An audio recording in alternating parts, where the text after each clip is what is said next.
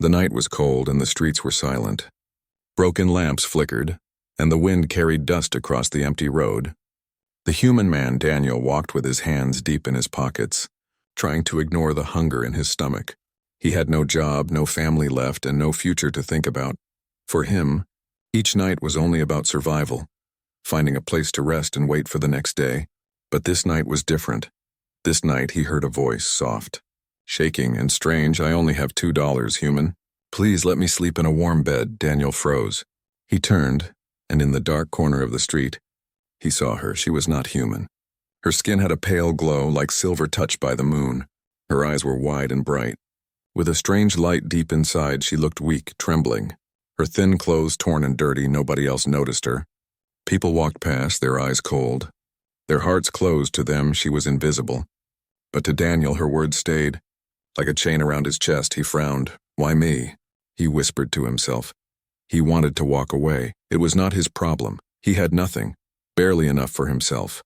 Why should he care about an alien stranger, lost in the city, holding only $2? But she stepped closer, her voice almost breaking. "Please, one night, just one night in warmth." She held out her hand, and in it lay 2 dirty, crumpled bills. Her hand shook, as if it took all her strength to hold them out.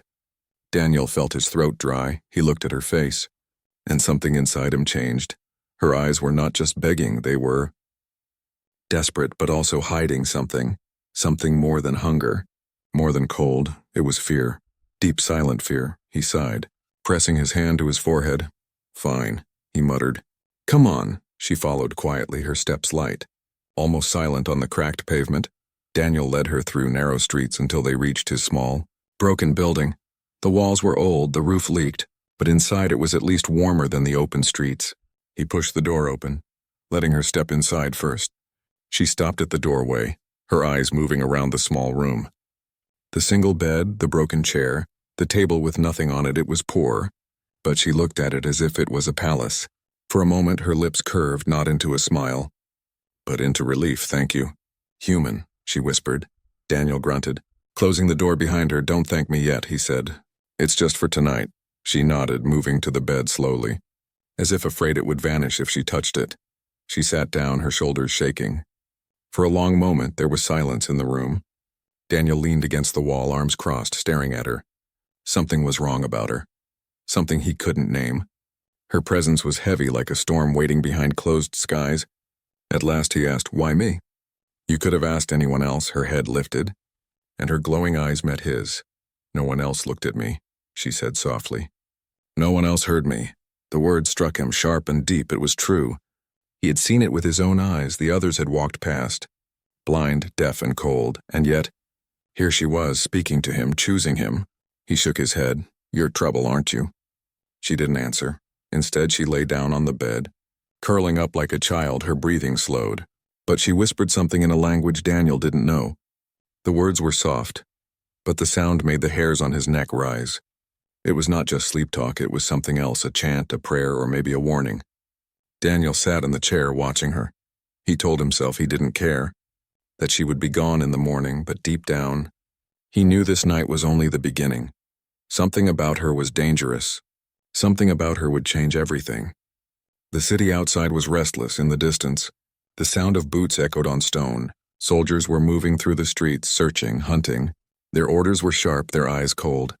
They were looking for someone who did not belong, someone hiding where she should not be. And inside the small broken room, Daniel sat in silence. The alien woman asleep in his bed, the crumpled $2 forgotten on the table. He stared at her glowing face, his heart heavy with a question that would not leave him. Why had she chosen him?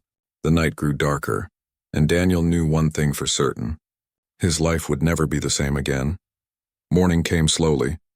A gray light pushed through the broken window. Daniel woke with a stiff neck. Still sitting in the chair for a moment, he forgot what had happened last night. But then he turned and saw her. The alien woman was still there. Lying on his bed, her breathing was calm, but her face looked different. The pale glow on her skin was stronger in the daylight. It was faint, like a hidden fire under glass. And near her wrist, Daniel noticed something strange. A mark, no, not a tattoo, but a symbol glowing faintly blue. It looked alive. like it was moving slowly under her skin. Daniel rubbed his eyes. "What the hell are you?" he whispered. Before he could think more, she opened her eyes, bright, shining, too sharp for someone who had just woken up. She sat up quickly as if she had been waiting for him. "You didn't leave me," she said softly, almost surprised. Daniel frowned. "I said just one night," he muttered. "Now you leave." Before someone notices, but she didn't move. Her eyes locked on his, and for a moment he felt like she was looking through him. Not at his face, but deep into his thoughts. It made his chest tighten. "I can't leave," she whispered. "Not yet." Daniel stood, his patience breaking. "You think I'm some hero? Some savior?" "No," he said, his voice sharp. "I'm just a man trying to stay alive. And you—" He stopped because outside, the sound of heavy boots filled the street. Marching, loud, close voices shouted orders. Metal clashed soldiers. The same soldiers he had heard last night. His blood turned cold. "They're searching," he whispered. The woman's eyes widened. "They're hunting me," she admitted, her voice tight with fear. "If they find me here, you will die too." Daniel's mind raced. He could throw her out, pretend he never saw her. He could save himself, stay out of trouble. But when he looked at her face, he saw the same thing as last night. That fear, deep and desperate, not just fear of death, but fear of something much worse. He cursed under his breath. "Get under the bed." Now she slid down quickly, curling herself under the frame. Her glowing skin dimmed as if she was forcing it to hide. Daniel sat on the bed. Trying to calm his breathing, the door shook. A fist slammed against the wood. "Open! Search order!" A soldier barked. Daniel's heart pounded. If they came inside, they would see her. He opened the door slowly, trying to look calm. 2 soldiers stood there, their faces hidden under helmets. Behind them, more searched other homes. The taller one stepped forward, scanning the room with cold eyes. "Have you seen a woman?" he asked, his voice sharp. "Not human, pale skin." Glowing eyes. Daniel swallowed, forcing his voice steady. "No," he lied. "Just me here." The soldier stepped inside. His boots heavy on the floor. His eyes moved to the bed. The table, the broken chair. Daniel's chest tightened. The woman was under the bed, just inches from the soldier's feet. One wrong move, one sound, and it would all be over. The soldier bent down, checking under the table. Daniel's hands curled into fists, ready to fight if he had to, but then a shout came from outside. "Found nothing here. Move on." The soldier straightened, glaring at Daniel one last time, then turned and left, slamming the door behind him. The boots marched away. Fading into the distance, Daniel exhaled hard, sweat on his forehead. Slowly, the woman crawled out from under the bed, her face pale. "You saved me," she whispered, her voice shaking. "You could have given me away." "But you didn't." Daniel stared at her, anger and confusion mixing inside him. "What are you?" he demanded. "Why are they after you? Tell me the truth." For a long moment, she said nothing. Her glowing eyes stared at the floor. Then softly she answered, "I am not just a refugee." Daniel frowned. Waiting, she lifted her wrist, showing him the glowing mark. "This is not decoration. It is a seal," she said. "They are hunting me because I carry something. Something they fear." Daniel's stomach turned. "What do you mean, carry?" She placed a hand on her chest. "Inside me is knowledge. A secret." Her voice dropped, trembling. "If I fall into their hands, they will use it to burn cities, destroy planets, and enslave millions." Daniel stepped back, his mind spinning. He wanted to shout, to deny, but deep inside he knew it was true. Her voice carried no lie, only terror. And somehow she had chosen him. Out of all the people in the city, she had come to him. Daniel rubbed his face, groaning. "This is madness," he muttered. "You're telling me I'm stuck in the middle of something. Something huge." She looked at him, her eyes bright with desperate hope. "You are the only one who listened," she whispered. "That is why I chose you." Outside, the streets were still full of soldiers. The city was no longer safe. Daniel knew it, and she knew it. If she stayed, they would both be caught. If she left, she would die, and maybe the world with her. Daniel sat down heavily on the chair. His head in his hands, he wanted to escape, to run, but he also knew the truth. From the moment she spoke to him in the street, his life had already changed. There was no turning back. The alien woman sat on the bed, silent, watching him. Between them, the air felt heavy, filled with secrets, fear, and a strange bond neither of them could explain. And somewhere in the city, soldiers still searched. Their voices sharp, their orders cruel. They would not stop, they would find her, unless Daniel made a choice. And deep in his chest, he already knew, He was not going to let her face this alone. The streets outside were still crawling with soldiers. Daniel sat frozen in his chair, his hands gripping the edges. The alien woman sat on his bed, her glowing eyes watching the door. Silence filled the room, but their hearts beat fast. Heavy, loud. Finally, Daniel stood, his voice rough. "We can't stay here," he said. "They'll come back, and next time, they won't leave without tearing this place apart." The woman nodded, her face pale. Her hand touched the glowing mark on her wrist as if it burned her. "They will search every home, every shadow," she whispered. "If they find me, they will burn the city too." Daniel stopped, his chest tightening. "What do you mean? Burn the city?" Her eyes flickered with fear. "They will not let witnesses live," she said softly. "They will kill anyone who helped me and anyone who saw me." Daniel swore under his breath. He had wanted a simple life, just to survive day by day, but now, this stranger had pulled him into something far bigger, something deadly. He looked at her, her glowing skin faint in the dim light, her voice breaking with every word, and he knew if he left her, she would die. If he stayed, he might die too. But his heart had already chosen. He couldn't throw her away. Not like the others did. He grabbed his old coat. "Follow me," he ordered. She stood quickly, silent but alert. Together, they slipped out the back door, into the narrow alleys of the city. The morning air was cold, the streets dangerous. Soldiers shouted in the distance, their boots striking hard against the stone. Daniel led her through winding paths. Keeping his head down, every shadow felt like an enemy. Every corner like a trap. "Where are we going?" she whispered, her voice low. Daniel glanced at her. "There are tunnels under the old district," he said. "No one uses them anymore, but they connect to the outer gates." The woman's eyes widened slightly. "Tunnels?" "Yes," he muttered. "Smugglers used them years ago. Before the war, they're dangerous, but better than walking into a line of soldiers." They moved quickly, slipping through markets where merchants shouted and lied, through crowds of tired workers who didn't care who passed them. The woman kept her hood low, but her glowing eyes still caught strange looks. Daniel tightened his grip on her arm, pulling her forward.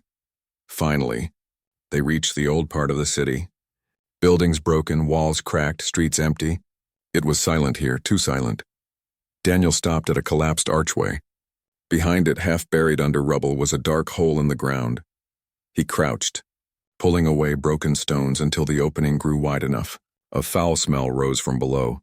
Damp rust, forgotten air. The woman hesitated. "It feels wrong," she whispered. Daniel gave her a sharp look. "Do you want to stay here and wait for the soldiers?" She shook her head quickly. "No." They slipped inside. Daniel first, then her.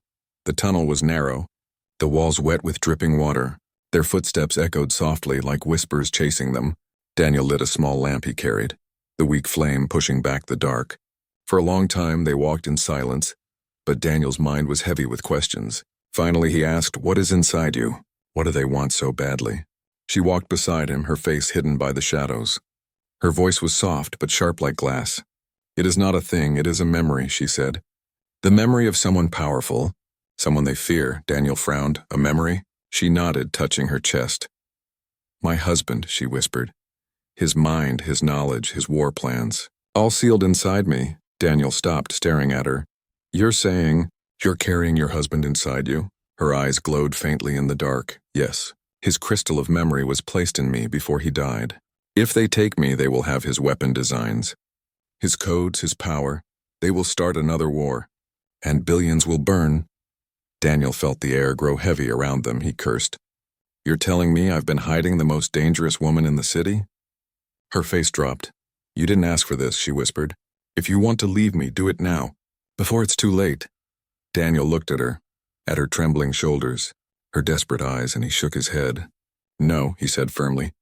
"You asked me for a warm bed, and I gave it. Now you're asking for a chance to live, and I'm giving it." She blinked, tears in her glowing eyes for the first time. She looked less like a stranger and more like someone human. But their moment ended quickly because behind them, the sound of boots echoed in the tunnel. Loud, heavy, too close. Daniel's stomach dropped.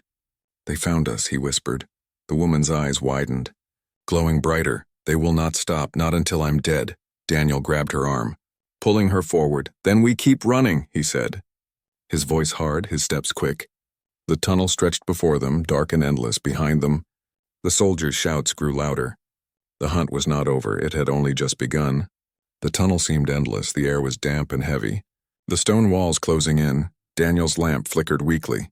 Fighting against the darkness behind them, the sound of boots and shouting still echoed. The soldiers were not far. Daniel pulled the alien woman forward, his voice sharp. "Keep moving, don't stop." She stumbled once, nearly falling, but he caught her arm. Her glowing eyes looked at him with both fear and gratitude. "I'm slowing you down," she whispered. Daniel shook his head, his jaw tight.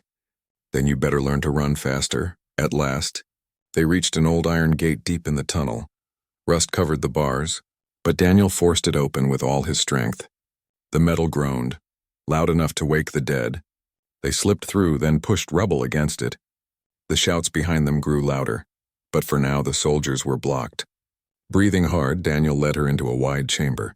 The tunnel opened into a forgotten underground hall. Broken machines lay scattered, pipes hissed with steam.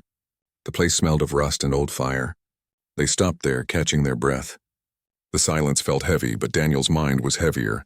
He turned to her, his voice low but hard. "Enough running," he said. "Tell me the truth, everything." She froze, her glowing eyes reflecting the weak lamplight. Her lips trembled, but she finally nodded. "You deserve to know," she whispered. Daniel crossed his arms, waiting. The woman took a slow breath, her voice soft but filled with pain. "My name is Solari," she said. "I was the wife of Karen, the warlord of the Varen Empire." Daniel stiffened. Everyone in the galaxy had heard that name. Karen the Conqueror, the ruthless alien leader who had burned cities and shattered fleets. He had died years ago, or so the story said. "You're telling me," Daniel said slowly, his voice sharp, "that you were married to the most feared alien in history?" Solari's eyes lowered, her face pale. "Yes," she whispered, "but I was never his queen, only his widow left behind with his burden." Daniel frowned, his chest tight. "What burden?" She placed her hand on her chest. "The crystal," she whispered. "The memory crystal of Karen. His thoughts, his plans, his weapons, his rage when he died. His generals tried to claim it, but before they could, he gave it to me." Daniel's throat went dry. "So inside you, inside your mind, is him?" Solari's eyes shimmered, tears threatening. "Yes," she said softly. "Every night when I close my eyes, I hear his voice, I see his wars, his endless hunger for power. But I also feel his last command. Hide this from them, or the galaxy will burn again." Daniel's chest tightened. He had heard stories of memory crystals, ancient alien devices that carried not just thoughts, but entire minds. If she truly carried Karen's, then she was more than a refugee. She was a weapon, a living key to destruction. His voice cracked with anger. "You brought this to me? You dragged me into this mess?" Solari flinched. "You think I chose this?" She said sharply. "I begged him not to give me the crystal. I begged him to destroy it, but he said I was the only one he trusted. And then he died in my arms."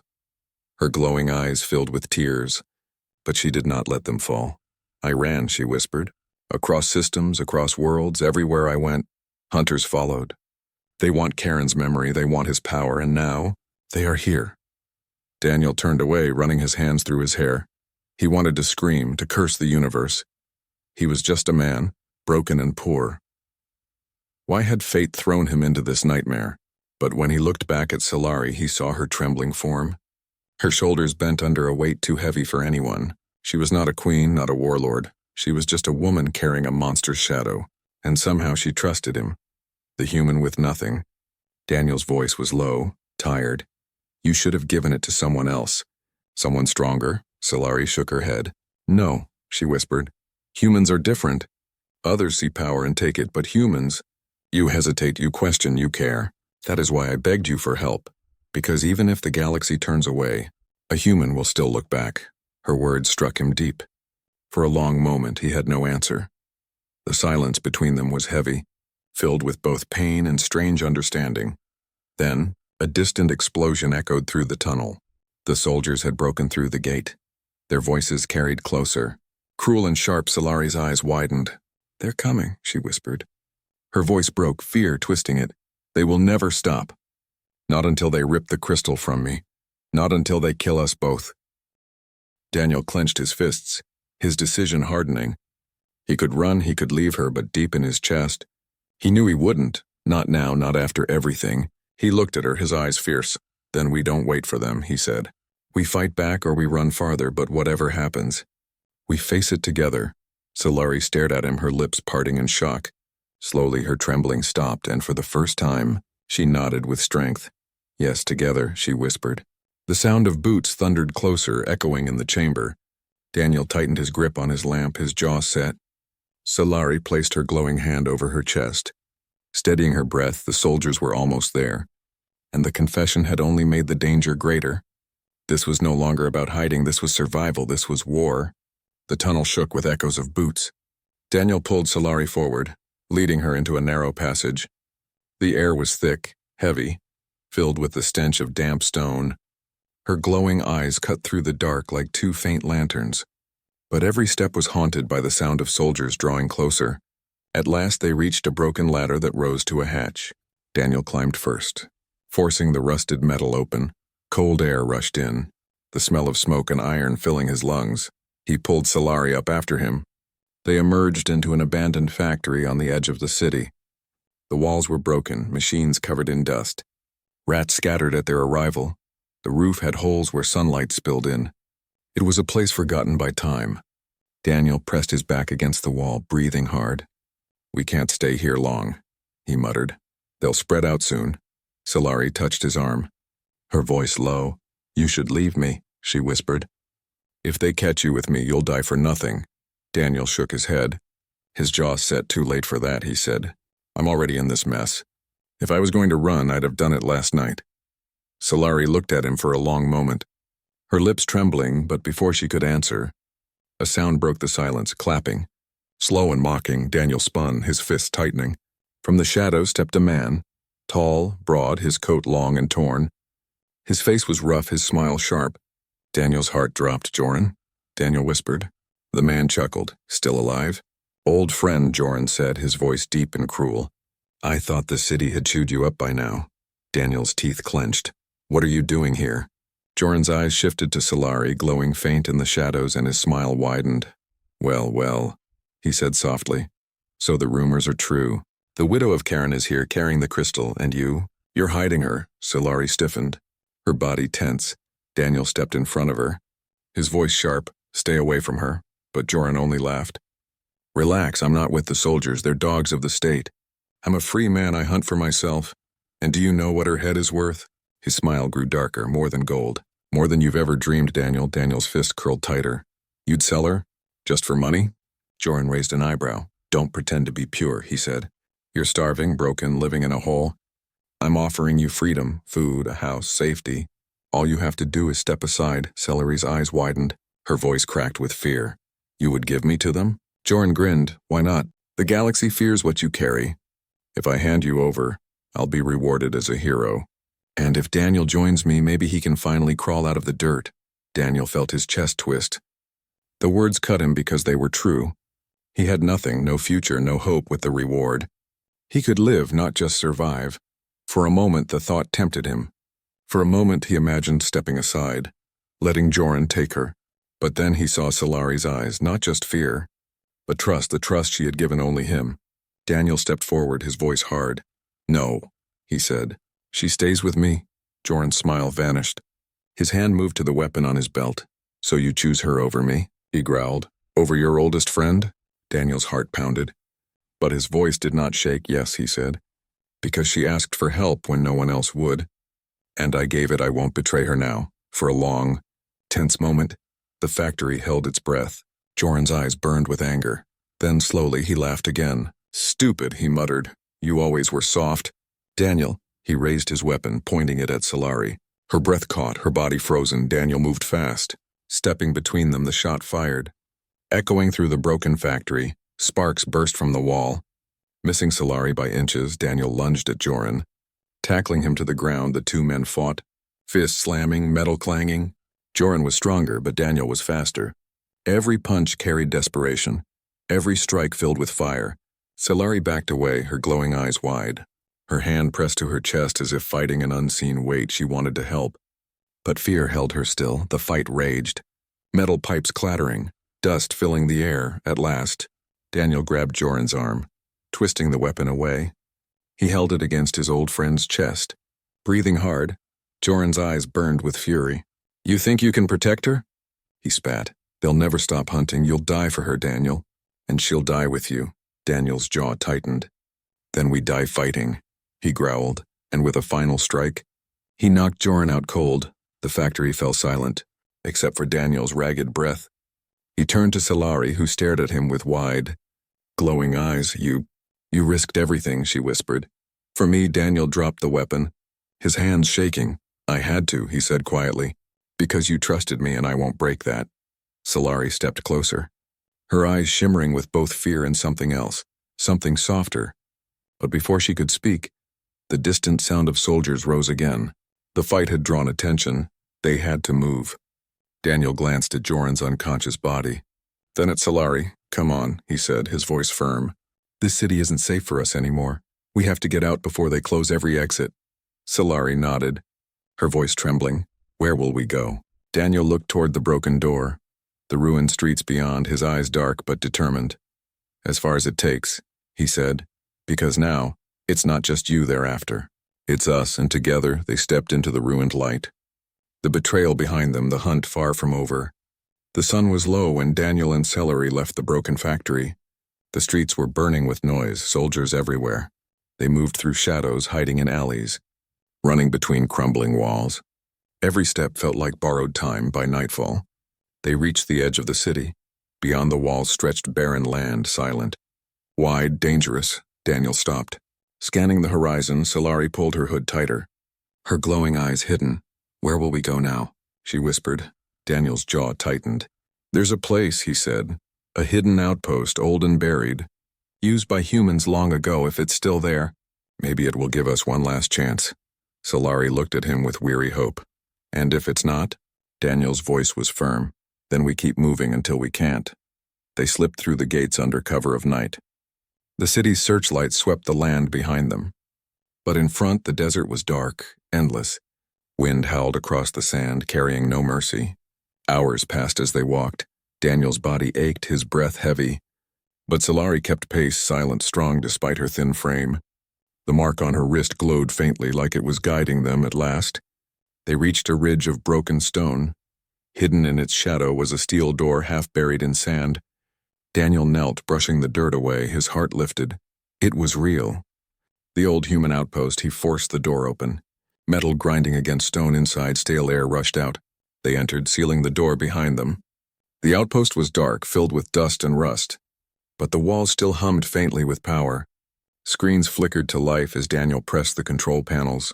For the first time, Solari looked around, not with fear, but with awe. This place, it feels alive, she whispered. Daniel checked the consoles. Old data blinked across the screens, maps, records, forgotten files, and then he froze. One display showed coordinates pulsing red. He tapped it, and a warning filled the screen. Orbital weapon, locked. Access denied. Daniel's stomach turned. Solari, he whispered, what is this? She stepped closer, her face pale, her hand pressed to her chest. This is what I feared, she said softly. The crystal inside me. It carries the codes, the location of Karen's weapon. Daniel's throat tightened. In orbit? Above this planet? She nodded slowly. A fortress in the sky, armed with fire strong enough to erase worlds. If they take me, they will control it, and no one will be safe. Daniel stared at the screen, his fists shaking all this time. He thought they were only running from soldiers, but now he saw the truth. The soldiers weren't chasing just a refugee. They were chasing a key to the end of everything. Solari's voice trembled. You must choose, Daniel, she said. You can destroy the weapon, end it forever, or you can keep it, use it. Rule with it. The decision is yours. Only a human can make it. That is why Karen trusted me to find you. Daniel turned sharply. Me? I'm no leader, no hero, he said. I'm just a man trying to survive. Solari stepped closer, her glowing eyes steady.